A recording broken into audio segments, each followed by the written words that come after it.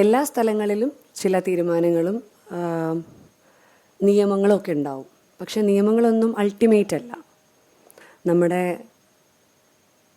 എല്ലാ നിയമങ്ങളിലും മാറ്റങ്ങൾ, കാലാനുസൃതമായ മാറ്റങ്ങൾ എപ്പോഴും വരണം.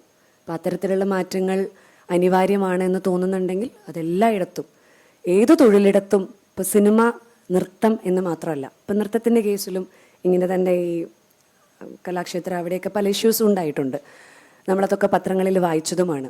അപ്പോൾ ബേസിക്കലി സിനിമയെന്നോ നൃത്തമെന്നോ എന്ന് മാത്രം ഒഴിച്ചു നിർത്താതെ എല്ലാ തൊഴിലിടങ്ങളിലും സ്ത്രീകൾക്കും പുരുഷന്മാർക്കും, ഇപ്പം നമ്മൾ കാണുന്നില്ലേ, തൊഴിലിൻ്റെ സമയം കൂടിപ്പോയിട്ട് മരണപ്പെടുന്ന അവസ്ഥ വരെ ഉണ്ടാവുന്നുണ്ട്.